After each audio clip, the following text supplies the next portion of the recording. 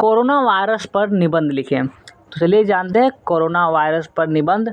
Corona virus, विश्व स्वास्थ्य संगठन ने कोरोना वायरस को महामारी घोषित कर दिया है। कोरोना वायरस बहुत सूक्ष्म लेकिन प्रभावी वायरस है। कोरोना वायरस मानव के बाल की तुलना में 900 गुना छोटा है, लेकिन कोरोना का संक्रमण दुनिया भर में तेजी से फैल रहा है। कोरोना वायरस का संबंध वायरस के ऐसे परिवार से है जिसके संक्रमण से जुकाम से लेकर सांस लेने में तकलीफ जैसी समस्या हो सकती है। इस वायरस को पहले कभी नहीं देखा गया है।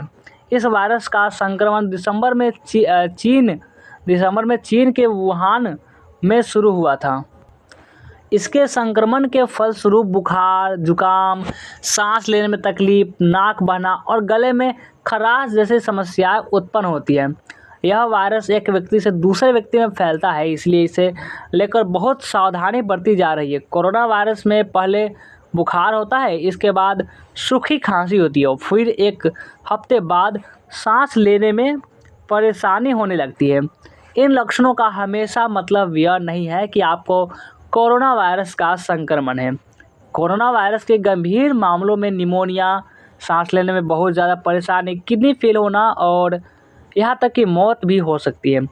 बुजुर्ग या जिन लोगों को पहले से अस्थमा, मधुमेह या हार्ट की बीमारी है, उनके मामले में खतरा गंभीर हो सकता है।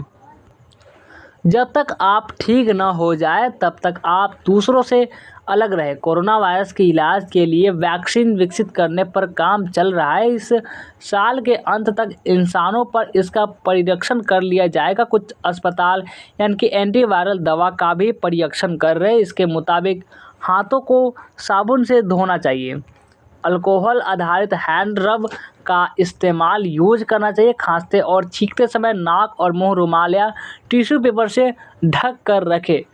जिन व्यक्तियों में कोल्ड और फ्लू के लक्षण हो उनसे दूरी बनाए रखें। अंडे और मांस के सेवन से बचें।